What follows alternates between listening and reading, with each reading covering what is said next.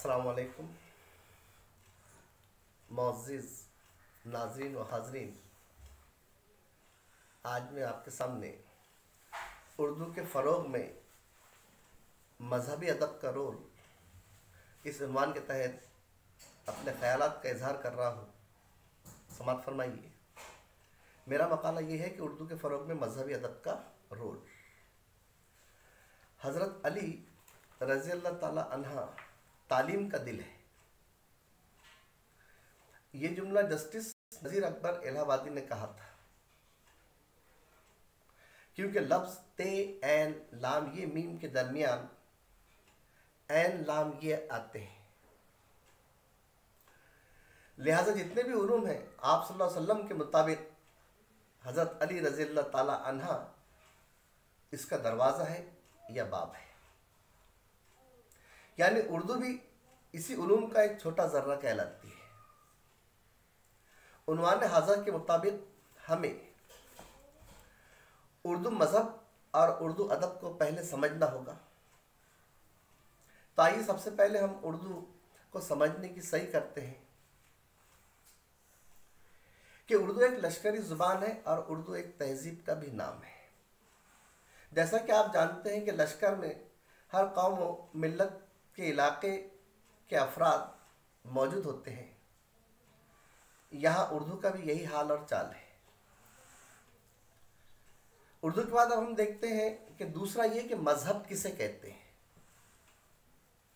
इस्लाम को आप मज़हब की बजाय दीन कहें तो ज़्यादा बेहतर होगा। वैसे मज़हब अक़ीदे और ईमान का मुहासिल होता है और इन दो अनासिर के बगैर इसका वजूद बेकार होकर रह जाता है। तीसरी चीज़ कि तीसरा अदब किसे कहते हैं। अदब हमारी आम जिंदगी में रोज़ाना का तर्ज़ ज़िंदगी वो अमल ही अदब कहलाता है। एक शेर मुलाज़ा फरमाइए कि कश्तियाँ जलाने के हौसलों को पाना है, कश्तियाँ जलाने के हौसलों को पाना है, अब नए ज़माने में ख़ुद को आज़माना है। अदब हमें अपने मैकेनिकल वर्क से रोककर इस बारे में सोचने पर मजबूर करता है। अदब आम और ख़ास ज़ुबानों का मुरक्कब होता है जिसमें अवामी सच्चाई और कदरें शामिल हो, इसलिए वो ज़िंदगी का बेहतरीन आईना कहलाता है। बकौल बर्नार्ड शाह। लैरी ईगल्टन के मुताबिक अदब प्रेगमेटिक डिस्पोज और नॉन प्रेगमेटिक डिस्पोज यानी मकसदियत और गैर मकसदियत का मजमुआ, यानी मकसदियत और गैर मकसदियत तहरीर का मजमुआ होता है, जिसकी बदौलत मुसन्निफ, कारी, शायर, नक्काद ये सब अदब ही के हिस्से कहलाते हैं। इसका नुक्ता नज़र हमें जेंडर राइट पर भी दिखाई देता है तो कभी खलाई तहकीक पर भी नज़र आता है। ये वैल्यूज़ यानी कदरों पर भी मुनहसर होता है। जैसे आप इब्न सफ़ी यानी इनके नावल जो अदब का बेहतरीन शाहकार है, अदब से क्यों खारिज है? क्या तंग नज़री अदब का हिस्सा कहलाती है? यानी लश्करी ज़ुबान, ईमान, अक़ीदा, कदरें, सच्चाई और तर्ज़ ज़िंदगी के संगम से जो मवाद वजूद के अंदर तामीर होता है, वही उर्दू की बका और फ़रोग़ के लिए कारगर साबित हो सकता है। वरना आज उर्दू की कैफियत सिर्फ एक सब्जेक्ट यानी मौजू की हद तक बाकी होकर रह गई है और इसका इन्हिसार भी हम पर सादिक आता है। हमें एहसास है, इसलिए अदब में हुस्न कायम है जो हमें जा बजा मुख्तलिफ मज़ाहिब में नज़र आता है। उर्दू के फ़रोग़ में मज़हबी अदब का रोल मुख्तलिफ मज़ाहिब जैसे रामायण, महाभारत,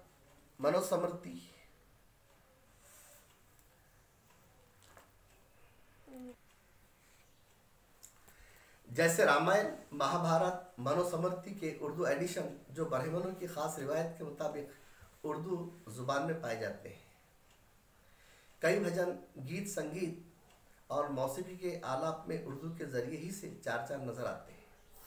फिल्म इंडस्ट्री का कोई मज़हब नहीं होता, लेकिन फिल्म इंडस्ट्री के ज़रिए भी उर्दू को बहुत फ़रोग़ हासिल हुआ है।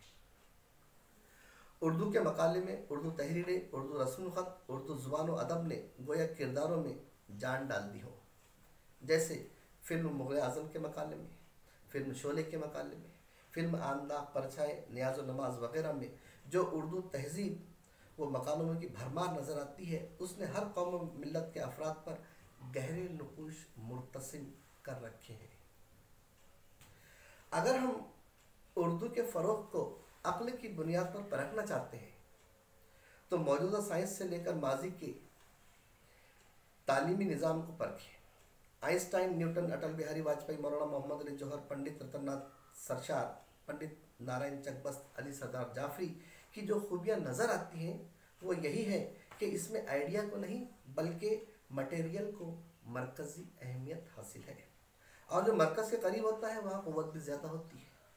मगर ये अलग बात है कि सकली क़ुव्वत मरकज़ के करीब सिफर होती है, और यही हाल हमारी उर्दू ज़ुबान का आज है। बुद्ध मत, जैन मत, ईसाई मज़हब में भी अदब को तख़य्युलाती और अफसानी बनाकर 18वीं सदी में इसके तराजुम करवाए गए। इसके साथ आप इब्न इंशा की इंशाइयत देखिए, जोश मलिह आबादी की यादों की बारात देखिए, कुदरतुल्लाह शाह साहब की किताब का मुताला करें, मीर सलामत अली दबीर, मीर बब्बर अली अनीस की मरसिया निगारी पर नज़रें जमाएं तो आपके अंदरून और बैरून मुनकशिफ हो जाएंगे, वरना ख्वाजा अल्ताफ़ हुसैन हाली ने अपने हिस्से की जिम्मेदारी पूरी कर दी है। मोहम्मद हुसैन आज़ाद के नसरी नमूने क्या कुछ कम है। मुरादुल उरूस ख़वातीन की तालीम, फैज़ अहमद फैज़ की नज़में, डॉक्टर सर मोहम्मद अल्लामा इकबाल की शाहीन और शाहीन सिफत शायरों और बंदा मोमिन की ज़िंदगानी उर्दू के फ़रोग़ में एक संग मील का दर्जा रखती है। अब हम उर्दू के फ़रोग़ में अक्ल और एहसास यानी इल्हामी नज़रिए से काम लेते हुए इसके चंद एक पहलुओं पर गौर करेंगे। जैसा कि आप जानते हैं, बकौल डॉक्टर D.S. लॉरिस कि अब कोई नया और जानदार अदब होगा तो वो इंसान और खुदा के बाहमी रिश्ते के बारे में होगा।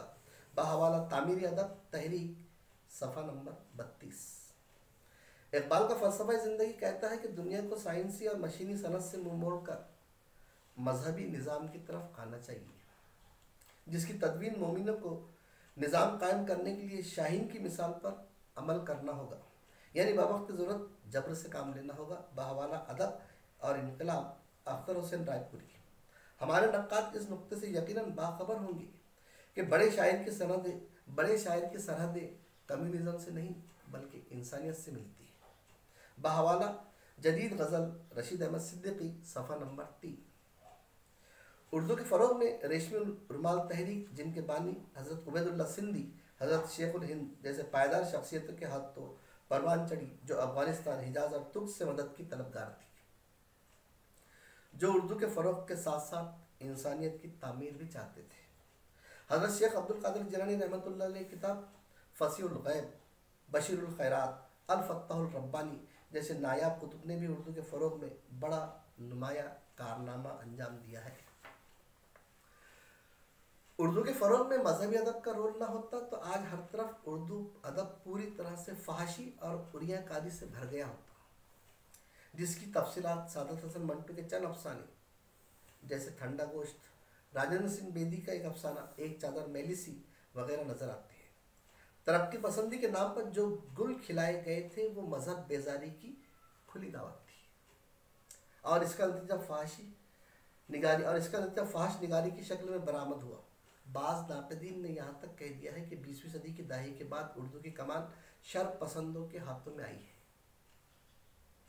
अब अहले नज़र, ज़ौक़ नज़र खूब है, लेकिन जो शय की हकीकत को न देखे वो नज़र क्या। वाइज़ाना और ख़तीबाना अंदाज़ भी हमारी इनकलाबी नज़रों में काफ़ी पाया जाता है। क्या ये भी बराए तर्ज की शायरों का एक तुर्का है।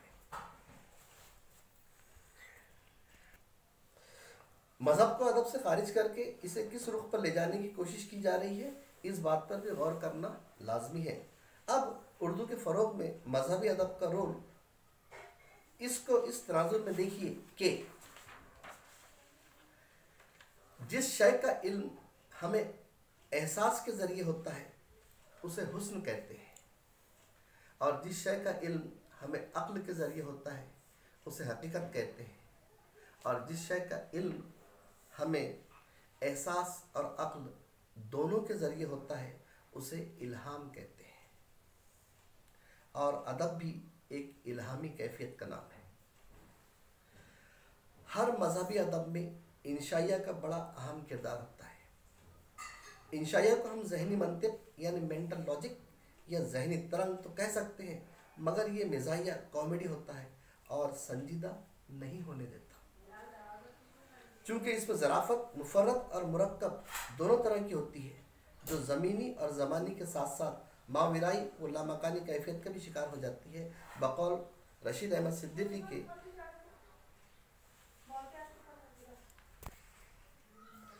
हर मजहबी अदब में इंशाइया का बड़ा अहम किरदार होता है। इंशाइया को हम जहनी मंतिक यानी मेंटल लॉजिक या जहनी तरंग तो कह सकते हैं, मगर मिजाहिया कॉमेडी होता है और संजीदा नहीं होने देता। चूँकि इसमें ज़राफ़त और मुफरत और मुरक्कब दोनों तरह की होती है, जो ज़मीनी और ज़मानी के साथ साथ माविराई और वो लामकानी कैफियत का भी शिकार हो जाती है। बकौल रशीद अहमद सिद्दीकी के वो कहते हैं कि पितरस बुखारी तंज़ व ज़राफ़त में यकता थे। उनका मिजाज मशरक़ी, जहन मगरबी और फ़िक्र आलमगीर थी। उन्होंने बहुत कम लिखा, लेकिन जो लिखा सोच समझ कर लिखा। इनकी हर तख्लीक एक कारनामा है, चाहे वो लीडरी में अंडे खाने हो, या फिर बीवी से वफाशारी हो, या रास्ते से कुत्तों का खौफ हो, या फिर हॉस्टल की सहर अंगेजी हो, या फिर फ़न की हुस्नकारी करके मसरत और मसरत के साथ बसीरत पैदा करना ही उनका बेहतरीन शाकार था। किसी भी मज़हब में मिज़ारा तख़य्युल जब रफ़त तख़य्युल बनकर उभरता है तो फ़िक्र की बालिदगी के साथ फ़न का ज़हूर होता है, और यही फ़न बामे उरूज को पहुँचकर उर्दू नस्र और नज़्म में चार चांद लगा देता है। तब जाकर अदब की तख्लीक होती है। खाकसार के ये ख्यालात है कि एक शेर मुलाज़ा फरमाइए कि शबनम के कतरों का तो मुक़द्दर बदल गया, शबनम के कतरों का तो मुक़द्दर बदल गया, पानी सवाल के हीरे वो मोती में ढल गया। इसी अशार पर मैं अपने मकाले में का अख्तिताम करता हूँ।